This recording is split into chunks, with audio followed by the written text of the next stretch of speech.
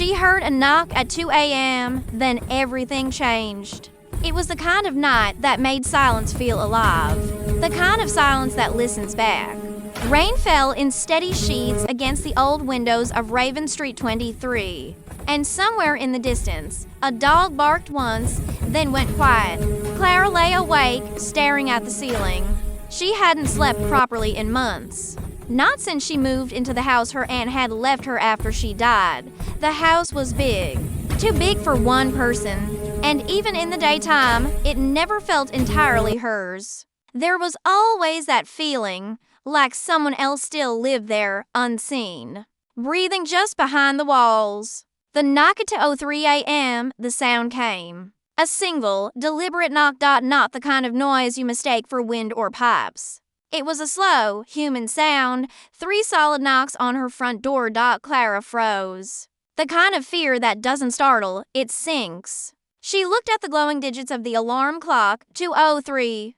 No one ever came here. Not this late. The rain pressed harder against the windows. Her phone, charging beside her bed, buzzed once, a faint vibration that made her jump. It was a text from an unknown number. Don't open the door. She stared at the message. Her pulse started racing.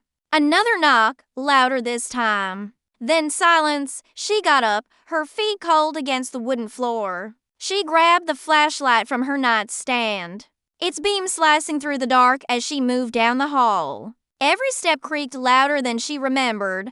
The front door loomed at the end of the corridor. Another knock. 3 again, slow, measured. Clara's breath trembled. Who's there? She called out. No answer. She reached for the peephole. Her heart thudded so hard it blurred her vision. She peered through it, but there was no one. Only the black rain and the porch light flickering like a dying heartbeat. Then her phone buzzed again. He can hear you. The stranger in the hall backed away from the door, her mind racing. The message couldn't be real, maybe a prank, maybe a glitch.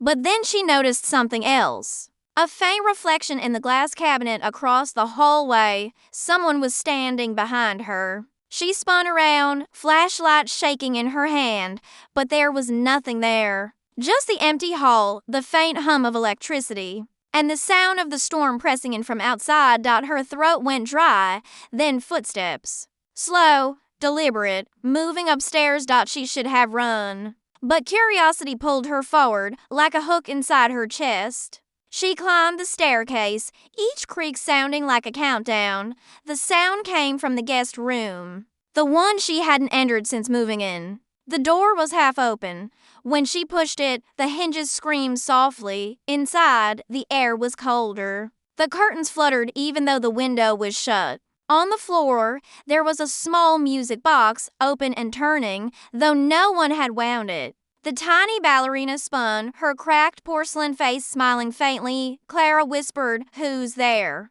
And then, from behind her, a voice whispered back, "You shouldn't be here." The voice turned, but again, no one. Just air thick enough to taste. Her flashlight flickered, then died. Darkness swallowed the room. Then, from the phone still in her pocket, another buzz. A voicemail this time, no number. Just unknown. With shaking hands, she pressed play, static, then a soft, rasping whisper. "Clara, you have to listen to me." "Don't trust him." She froze.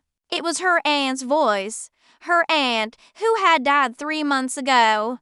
The voice faded into static. But Clara heard something else underneath, faint breathing.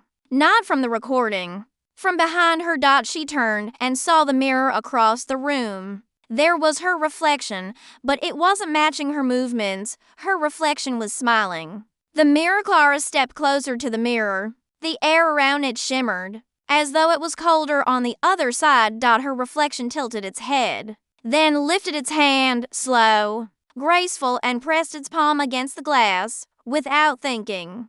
Clara did the same. The surface of the mirror rippled like water. Her heart hammered. She stumbled backward, terrified, but her reflection didn't move back with her. It stayed close, still smiling. Then, from behind her reflection, a shadow began to form, tall, thin. Its eyes to dim points of white. Clara ran. Down the hall, down the stairs, into the kitchen, breath ragged, tears hot against her cheeks. Her phone buzzed again. Another text, he's inside now. The lights flickered once. She heard footsteps, not hers, on the tile floor. The visitor's footsteps stopped in the doorway. She turned the flashlight toward it and saw a man standing there, or what looked like a man. He was tall, soaked from the rain, wearing a dark suit that looked decades old. His face was pale, his eyes almost gray. "Who are you?" she whispered. The man smiled faintly. "You called me," he said. His voice was soft to calm. "I didn't call anyone." "Yes, you did. You moved into her house. You opened the box. You listened." He stepped closer, and she saw that his shoes left no footprints on the wet tile. Clara stumbled backward until her back hit the counter. "What do you want?" He tilted his head to finish what she started. Then he reached out and touched her shoulder. The world shattered. The memory flashes. Images that weren't hers.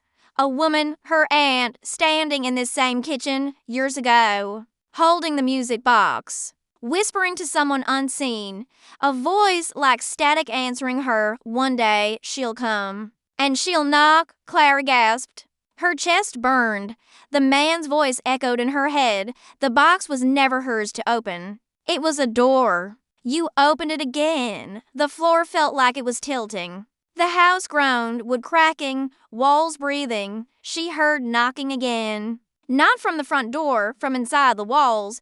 Dozens of knocks, rapid, desperate.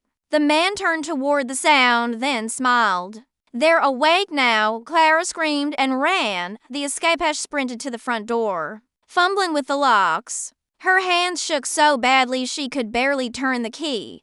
Behind her, the knocking grew louder, coming from every wall at once, as if the house itself was alive. When she finally flung the door open, cold rain washed over her. She ran into the street barefoot, sobbing, gasping for air. The night was empty. Not a single light in the neighboring houses. She turned to look back, but her house wasn't there. Where it should have stood was only darkness, a wall of trees that hadn't been there before. She blinked, dripping wet, heart pounding, and then, faintly, from behind her, a knock. 3 slow knocks. She turned.